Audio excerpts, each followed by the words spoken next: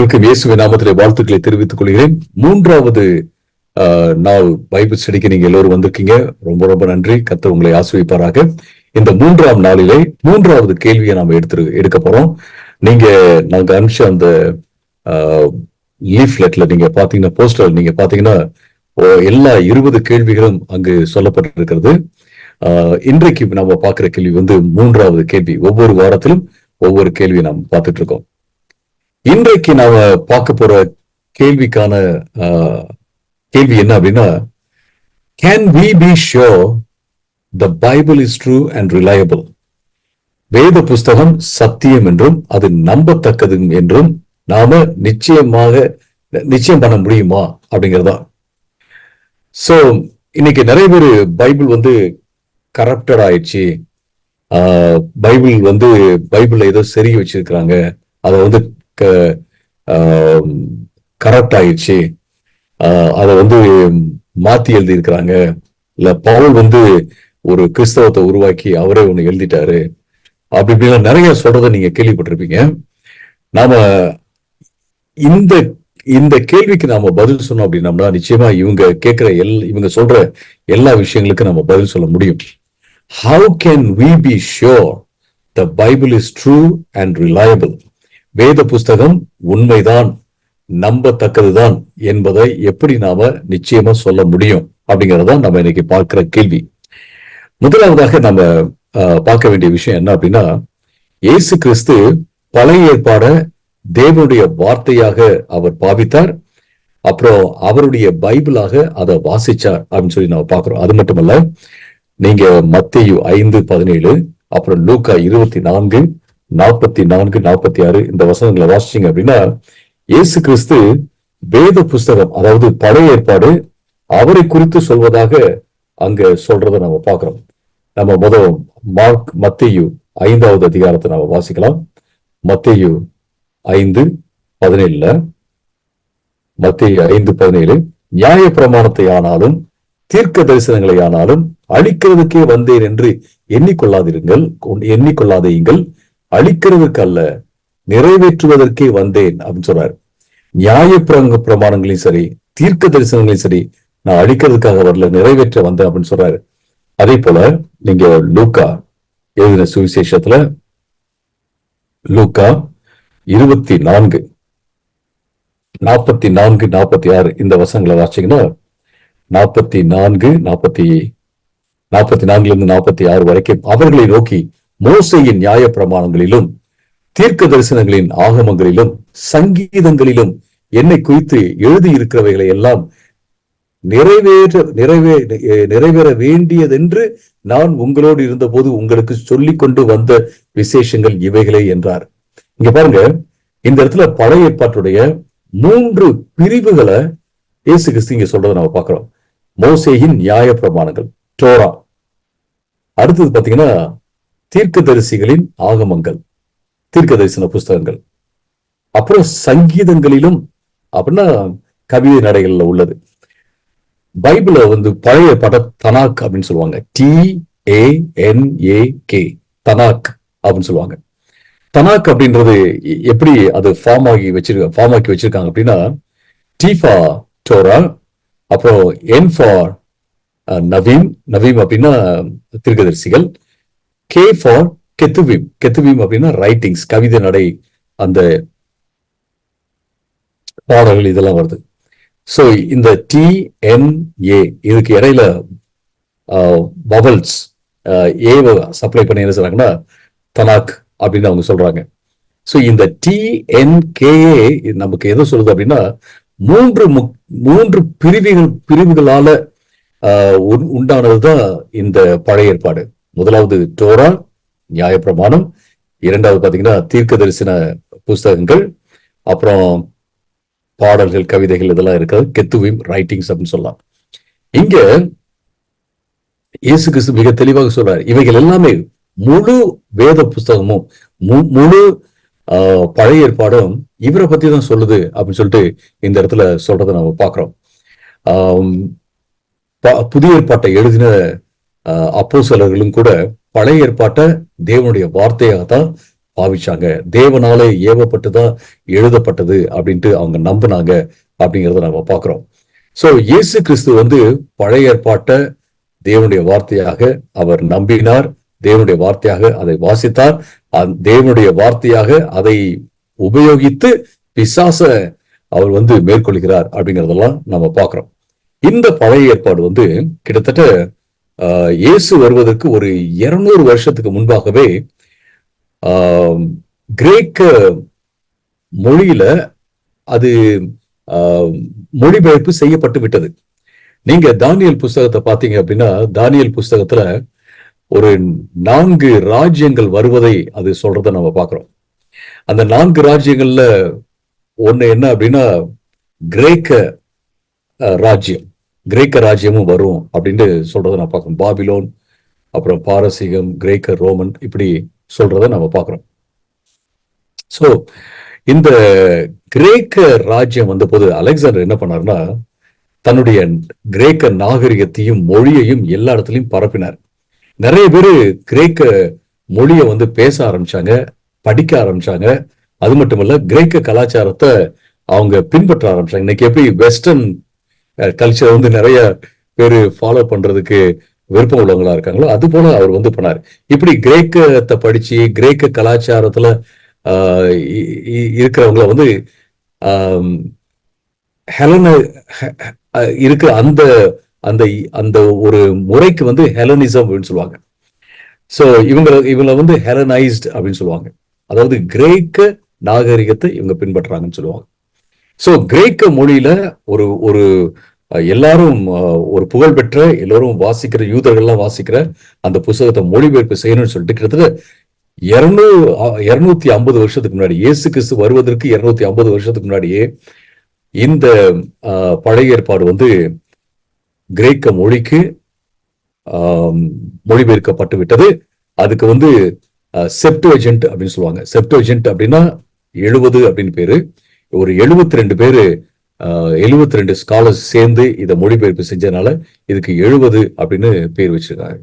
இதை நீங்க நிறைய இடத்துல புஸ்தகத்துல பாத்தீங்கன்னா LXX அப்படின்னு இருக்கும். எல்னா 50, ரோமன் நம்பர்ல 50, எக்ஸ் வந்து 10, இன்னொரு எக்ஸ் வந்து 10, ஸோ 70. சரி, இப்ப இது நமக்கு இது எதை காண்பிக்குது அப்படின்னு கேட்டீங்கன்னா, கிட்டத்தட்ட இயேசு கிறிஸ்து வருவதற்கு 250 வருஷத்துக்கு முன்னாடியே பழைய ஏற்பாடு வந்து தொகுக்கப்பட்டு விட்டது. It was compiled. அதுல அது வந்து லூசா இல்ல, யாரோ ஒருத்தவங்க ஒரு புத்தகம் வச்சிருக்காங்க, இன்னொரு புத்தகம் வச்சிருக்காங்க அப்படின்லாம் கிடையாது. இது தொகுக்கப்பட்டு பழைய ஏற்பாடு அப்படின்னு ஒண்ணு உருவாகி விட்டது அப்படிங்கறத நம்ம பாக்குறோம். டிரான்ஸ்லேட் பண்ணும்போது அது இருந்துச்சு அப்படின்னா, 250 வருஷத்துக்கு முன்னாடி இருந்துச்சு அப்படின்னா, இயேசு கிறிஸ்து வருவதற்கு முன்னாடி 250 வருஷம், இயேசு கிறிஸ்து வருவதற்கு 250 வருஷத்துக்கு முன்னாடி அதை டிரான்ஸ்லேட் பண்ணாங்க அப்படின்னா, கிட்டத்தட்ட அட்லீஸ்ட் ஒரு 50 வருஷத்துக்கு முன்னாடியாவது என்ன செய்யணும், குறைஞ்சபட்சம் நான் சொல்றேன் 50 வருஷத்துக்கு முன்னாடியாவது இதுதான் பைபிள்ங்க, இதுதான், இது இத்தனை புஸ்தகம் தான் இருக்கு, இதை தவிர வேற ஒண்ணும் இல்ல, பழைய ஏற்பாடு இதுதான் அப்படின்னு சொல்லி நிர்ணயம் செய்திருப்பதற்கு நிச்சயமாக வாய்ப்பு இருக்கிறது அப்படின்னு சொல்லிட்டு நாம பாக்குறோம்.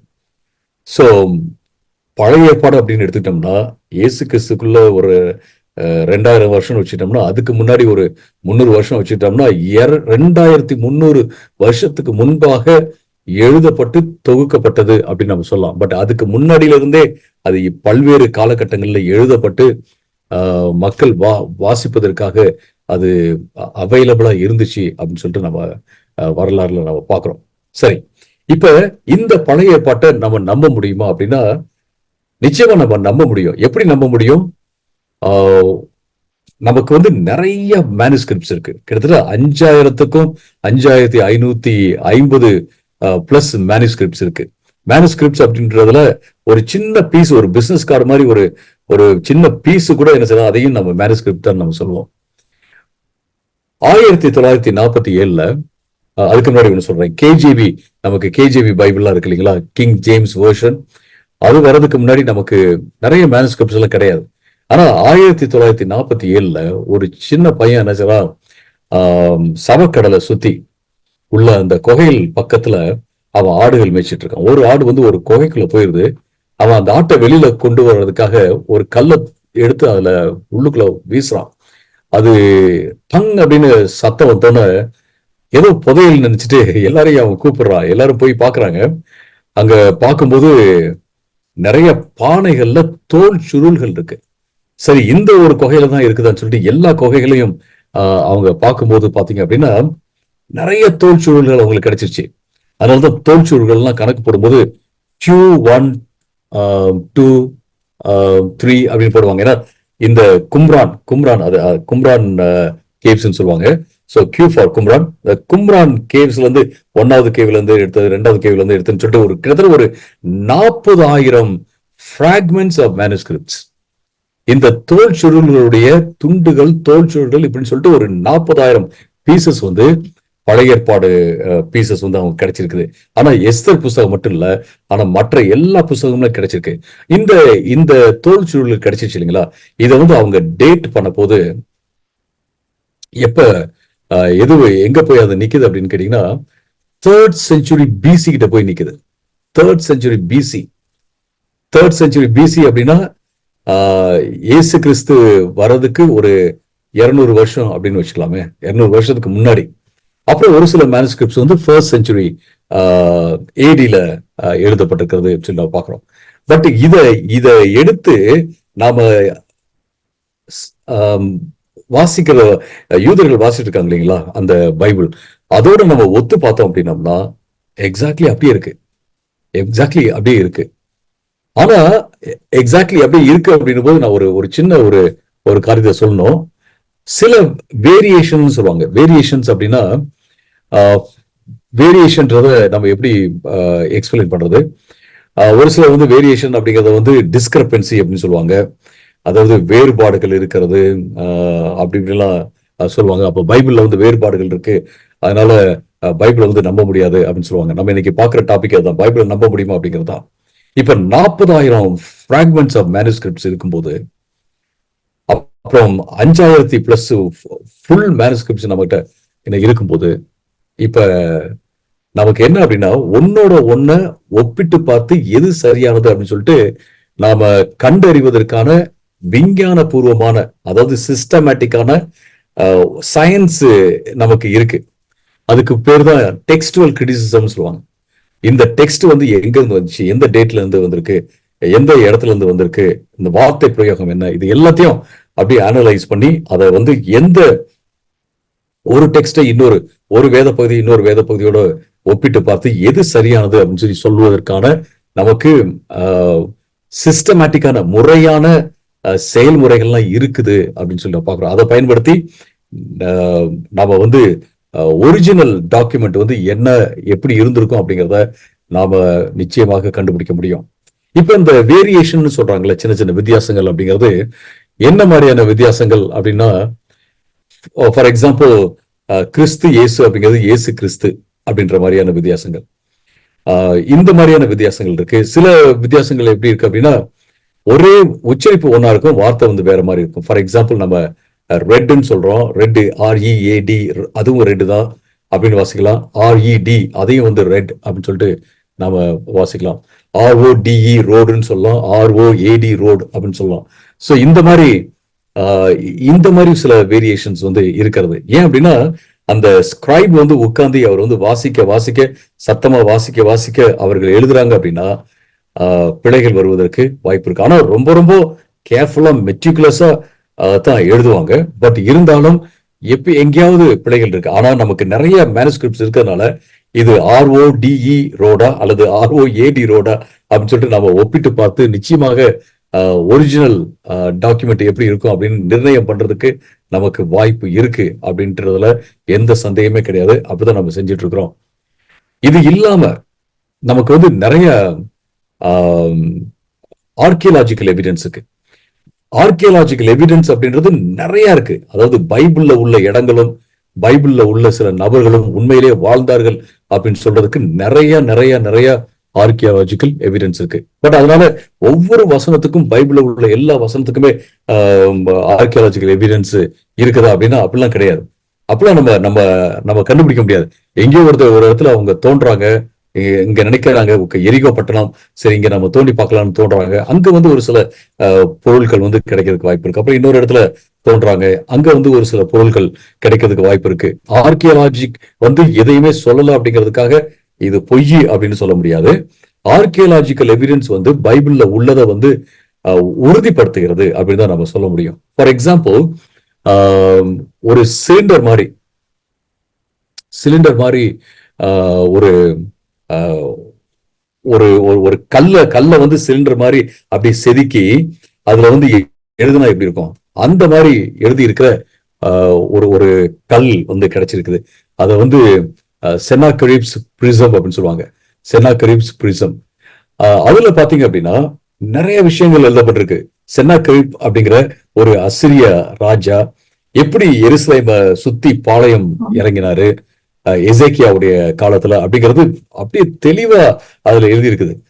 அதை நீங்க எசேக்கியா செனாகரிப்பை பத்தி எங்க, எசேக்கியா செனாகரிப் இவங்களை பத்தி எங்க சொல்லப்பட்டிருக்கு அப்படின்னா 2 ராஜாக்கள் 18-19 வரை, 2 நாளாகமும் 32வது அதிகாரம், ஏசாயா 36-37 வரை உள்ள சம்பவங்கள் அங்க பாத்தீங்கன்னா ஒரு சிறு குறிப்புகளாக அந்த செனாகரிப்ஸ் பிரிசம் அல்லது சிலிண்டர், டெய்லர்ஸ் பிரிசம்னு அதை சொல்லுவாங்க. ஏன்னா டெய்லர் அப்படிங்கிற ஒரு ஆர்கியாலஜிஸ்ட் தான் அதை கண்டுபிடிச்சார். சோ அதுல இருக்கு. இப்படி நிறைய ஆர்கியாலஜிக்கல் எவிடன்ஸ் இருக்கு. ஈவன் ஹீப்ரூ அப்படின்னு ஒரு மக்கள் இருந்தாங்க அப்படின்றதுக்கு எனது ஆர்கியாலஜிக்கல் எவிடன்ஸ் இருக்கு. சோ இப்படி பல்வேறு விஷயங்களுக்கு இருக்கு. அதனால எல்லாத்துக்குமே ஆர்கியாலஜிக்கல் எவிடன்ஸ் இருக்கு அப்படின்னு நான் கிளைம் பண்ணல. பட் இருக்கிறது நிறைய விஷயங்களுக்கு இருக்கிறது, நிறைய காரியங்களுக்கு இருக்கிறது. அவைகள் வேத புஸ்தகத்தில் உள்ள அந்த சம்பவங்களையும் ஆட்களையும் உறுதிப்படுத்துகிறது. அவர்கள் உண்மையிலேயே வரலாற்றுல இருந்தாங்க அப்படிங்கறத சொல்லுதுன்னு சொல்லி பாக்குறோம். இப்போ முதலாவதாக பைபிளை நம்ம நம்ப முடியுமா, அதுல பழைய ஏற்பாட்டை நம்ப முடியுமா அப்படின்னா நிச்சயமாக பழைய ஏற்பாட்டை நம்ப முடியும். ஏன்னா இயேசு பழைய ஏற்பாட்டை தேவனுடைய வார்த்தையாக பாவித்தார். அப்புறம் அப்போஸ்தலர்கள் பாவித்தார்கள். அது மட்டுமல்ல, இயேசு கிறிஸ்து வருவதற்கு 250 வருஷத்துக்கு முன்னாடியே பழைய ஏற்பாடு வந்து தொகுக்கப்பட்டு விட்டது. அப்புறம் லேட்டரா 1947 கண்டுபிடிக்கப்பட்ட அந்த தோல் சுருள்களும் கூட ஏற்கனவே சர்க்குலேஷன்ல சுற்றுல இருந்த அந்த பழைய ஏற்பாடோடு ஒத்து போது இத்தனை தோல் சுருள்கள் 40,000 தோல் சுருள்கள் வந்து நமக்கு உண்மையிலேயே ஒரு ஒரிஜினல் டாக்குமெண்ட்டை வந்து கண்டுபிடிக்கிறதுக்கு, நிர்ணயம் பண்றதுக்கு அது உதவி செய்து அப்படின்றத நம்ம பார்க்கிறோம். எனவே நம்ம பழைய ஏற்பாடை நிச்சயமாக நம்ம நம்ப முடியும் அப்படிங்கிறதுல எந்த சந்தேகமும் இல்லை. அடுத்தது வந்து புதிய ஏற்பாடை நம்ம நம்ப முடியுமா அப்படிங்கிற ஒரு கேள்வி இருக்கு. புதிய ஏற்பாடை நம்ம நம்ப முடியுமா?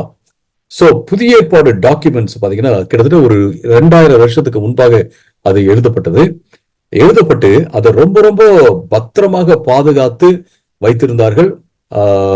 அது மட்டுமல்ல, அது சுற்றுல இருந்துச்சு அப்படின்னு சர்க்குலேஷன்ல இருந்தது அப்படிங்கிறத நம்ம வரலாற்றுல நம்ம பாக்குறோம். அப்ப சர்க்குலேஷன்ல இருந்த அந்த தோல் சுருள்கள் நிச்சயமா நம்ம நம்பத்தக்க ஒன்றாக இருக்கு. ஏன் நம்பத்தக்க ஒன்றாக இருக்கு அப்படின்னு பார்த்தோம் அப்படின்னம்னா, எல்லா பழைய புதிய ஏற்பாடு புஸ்தகங்கள் எல்லாமே except the book of Revelation, வெளிப்படுத்த விசேஷத்தை தவிர்த்து எல்லா புஸ்தகங்களுமே ஏடி 90க்குள்ள எழுதப்பட்டிருக்கிறது அப்படின்னு சொல்ல முடியும். ஏடி 90க்குள்ள. இப்ப இயேசு கிறிஸ்து வந்து 29ல பிறந்திருப்பா, சாரி 29ல பப்ளிக் மினிஸ்ட்ரி வராரு, 33ல அவர் இறந்திருப்பாருன்னு வச்சுங்களேன். 33ல இயேசு கிறிஸ்து இறந்திருப்பாரு என்றால், சோ அப்படிதான் வரலாற்று ஆசிரியர்கள் சொல்றாங்க.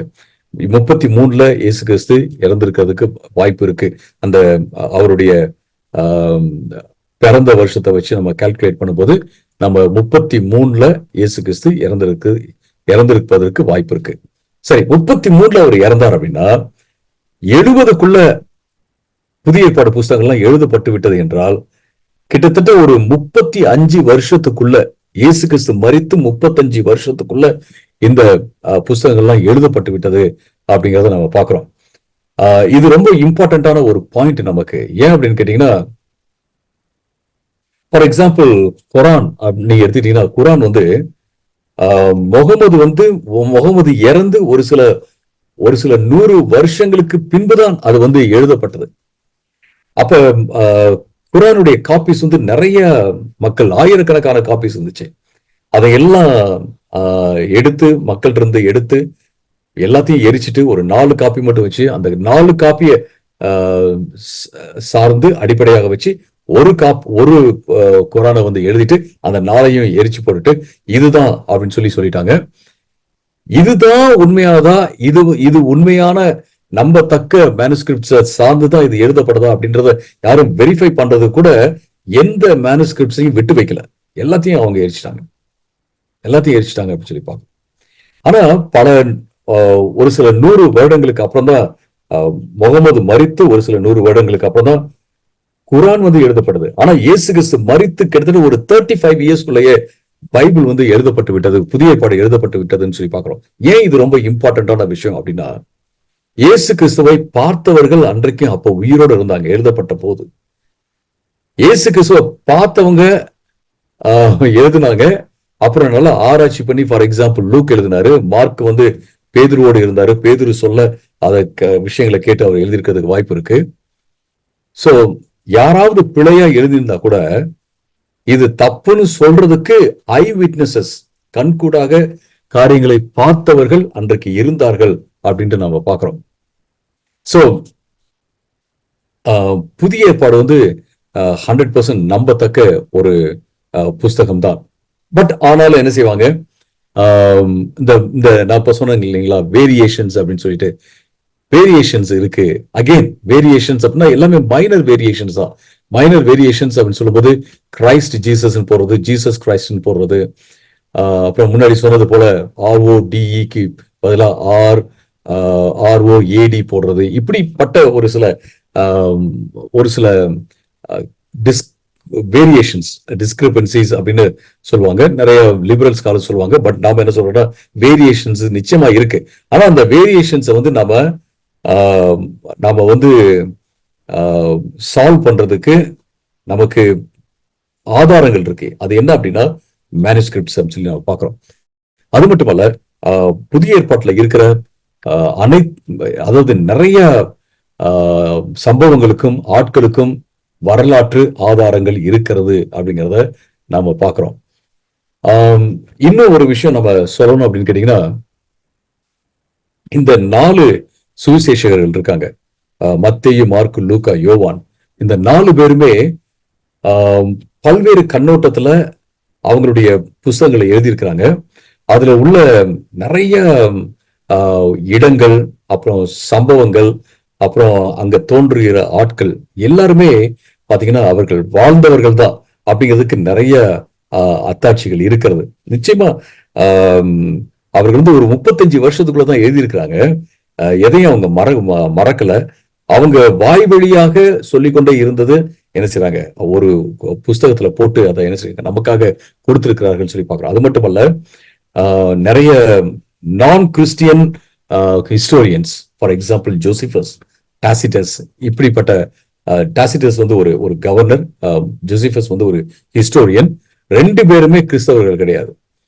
அது மட்டுமல்ல, ஜோசிபஸ் பாத்தீங்க அப்படின்னா யூதர்கள் வந்து கிறிஸ்தவத்துக்கு பயங்கர எதிராளிகளா இருந்தாங்க. அப்புறம் டாசிட்டஸ் வந்து ஒரு கிரேக்கர்களும் எதிராளிகளா இருந்தாங்க. ஏன்னா யூதர்களுக்கும் கிரேக்கர்களுக்கும் இடையில சண்டை வரும்போது அங்க வந்து ஒரு லா அண்ட் ஆர்டர் பிரச்சனை வருது இல்லைங்களா, அப்ப அத முறியடிக்கிறதுக்கு யார அடிப்பாங்க, ஒரு பெரிய பையனும் ஒரு பெரிய ஆளும் ஒரு சின்ன பையனும் சண்டை போட்டுக்கிட்ட யார் அடிப்பாங்க, அவங்க ஒரு சின்ன பையன் அடிச்சு போடா அப்படின்னு சொல்லுவாங்கல்ல. அதே போலதான் கிறிஸ்தவம் வந்து ஒரு மைனாரிட்டியாக இருந்தது. மக்களும் பாத்தீங்கன்னா கிறிஸ்தவத்துல இருந்தவங்களும் ரொம்ப ரொம்ப ஏழைகள், அந்த மாதிரிதான் இருந்தாங்க. சோ ஈஸியா அவங்கள வந்து அடைக்கலாம். சோ யூதர்களை ப்ளீஸ் பண்றதுக்காக, யூதர்களை பிரியப்படுத்துறதுக்காக பல வேளைகள்ல கிறிஸ்தவர்களை கிரேக்கர்கள், ரோமர்கள் அடக்கினார்கள் அப்படின்னு சொல்லிட்டு நம்ம பாக்குறோம். சோ நான் சொல்ல வர்றது என்ன அப்படின்னா, டாசிட்டஸும் அதாவது கிறிஸ்தவத்துக்கு எதிரானவர் தான். ஆனாலும் அவரும் வந்து பல்வேறு விஷயங்களை பைபிள்ல உள்ள பல்வேறு விஷயங்களை வந்து குறித்து அவர் பேசுறாரு. அவர் பேசுறதுனால நம்ம நிச்சயமாக அவைகள் வந்து உண்மை அப்படின்னு நம்ம சொல்ல முடியும் அப்படிங்கறதுதான் என்னுடைய கருத்து. இப்ப அடுத்தது என்ன பாக்குறோம் அப்படின்னு கேட்டீங்கன்னா,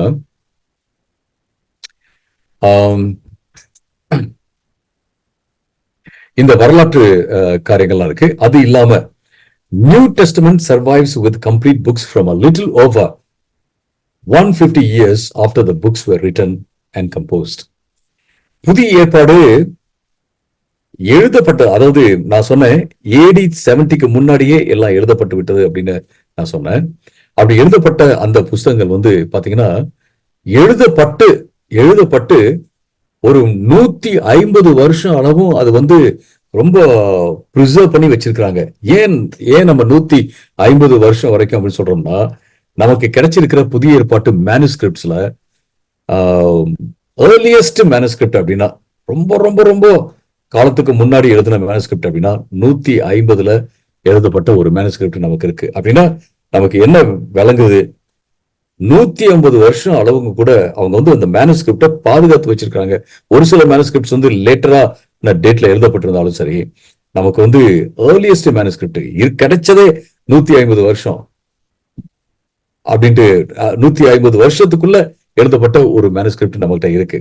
மறுபடியும் நான் சொல்றேன் பாருங்க, புதிய ஏற்பாடை நாம நம்பலாமா, நம்பத்தக்கதா புதிய ஏற்பாடு அப்படின்னு கேட்டோம்னா நிச்சயமாக அது நம்பத்தக்கது தான். ஏன் நம்பத்தக்கது? இந்த இதுல நம்ம பார்க்கிற விஷயங்கள் எல்லாமே டெக்ஸ்டுவல் கிரிட்டிசிசம் மூலமாக ஆய்வு செய்யப்பட்டு இது உண்மை அப்படின்னு சொல்லப்பட்டிருக்கு. இன்னைக்கு வந்து நிறைய ஸ்காலர்ஸ் இருக்காங்க, அவங்க வந்து இயேசு கிறிஸ்து உண்மையிலேயே வரலாற்று புருஷனா இல்லையா அப்படின்னு ஆராய்ச்சி பண்ற நிறைய ஸ்காலர்ஸ் இருக்காங்க. அவர்கள்ல யாருமே இயேசு கிறிஸ்து அப்படின்னு ஒருத்தர் இல்லை அப்படின்னு சொல்லவே இல்லை. ஒருவேளை அற்புதம் செஞ்சதெல்லாம் தப்பா இருக்கும், அப்புறம் வந்து கடவுளா மாத்திட்டாங்க அப்படின்லாம் சொல்லாமே ஒழிய, இயேசு கிறிஸ்து அப்படின்னு ஒருத்தர் இல்லவே இல்லை, இருந்ததே இல்லை அப்படின்னு சொல்லவே முடியல அவங்களால. நிறைய நிறைய ஸ்காலர்ஸ் இருக்காங்க. ஃபார் எக்ஸாம்பிள் பாட் எர்மன் ஒருத்தர் இருக்காரு, அப்புறம் பிராஸ்னன் அப்படின்னு ஒருத்தர் இருக்காரு. இப்படி நிறைய ஸ்காலர்ஸ் இன்னைக்கும் கூட அவங்களால இதை வந்து சொல்ல முடியல. ஹிஸ்டாரிக்கல் ஜீசஸ் ஸ்காலர்ஸ் அப்படின்னு பாத்தீங்கன்னா அவங்களுக்கு தெரியும், அவங்களால இயேசு கிறிஸ்து வரலாற்றுல இல்ல அப்படின்னு சொல்ல முடியல. அது மட்டும் இல்லாம இந்த இந்த புதிய ஏற்பாடு புஸ்தகங்கள் வந்து இயேசு மரித்து ஒரு 35 வருஷத்துக்குள்ளேயே அது எழுதப்பட்டது அப்படின்னு சொல்ல முடியும். அது மட்டுமல்ல, நமக்கு நிறைய மேனுஸ்கிரிப்ட்ஸ் இருக்கு. இன்னொன்னு வந்து ஒப்பிட்டு பார்த்து நம்ம எது சரின்னு நம்ம கண்டுபிடிக்க முடியும். அப்ப நிறைய ஆர்கியலாஜிக்கல் எவிடன்ஸ் வந்து நமக்கு இருக்கிறது. வரலாற்று ஆசிரியர்களும் இயேசு கிறிஸ்துவ பத்தி பேசுறாங்க, மற்றவங்களை பத்தி அவங்க பேசுறாங்க. அது நமக்கு வந்து ஒரு அத்தாட்சியாக இருக்கிறது அப்படின்னு நம்ம சொல்ல முடியும். அது மட்டுமல்ல, நமக்கு இருக்கிற அந்த மேனுஸ்கிரிப்ட்ஸ் நான் சொல்லிங்களா, ஆயிரக்கணக்கான மேனுஸ்கிரிப்ட்ஸ்ல புதிய ஏற்பாடு மேனுஸ்கிரிப்ட்ஸ்ல பாத்தீங்க அப்படின்னா 150வது வருஷத்துல காப்பி பண்ணப்பட்ட ஒரு மேனுஸ்கிரிப்ட் நம்ம கிட்ட இருக்கு. சோ அப்படின்னா நீங்க வந்து எது நமக்கு ஏர்லியஸ்ட் மேனுஸ்கிரிப்ட், எது வந்து முன்னாடி முன்னாடி முன்னாடி எழுதப்படுது அப்படின்னு சொல்லிட்டு நீங்க அப்படியே போனீங்கன்னா 150வது வருஷத்துல போய் நிப்பீங்க. அப்படின்றது எதை காண்பிக்குது அப்படின்னா 150 வருஷத்துல ரொம்ப ரொம்ப இந்த மேனுஸ்கிரிப்ட்ஸ் வந்து ப்ரிசர்வ் பண்ணி கொண்டு வந்திருக்காங்க அப்படிங்கறது நம்ம காண்பிக்குது. சரி, இப்ப நம்ம பார்த்த விஷயங்களை எப்படி வாழ்க்கையில நம்ம பயன்படுத்தலாம்?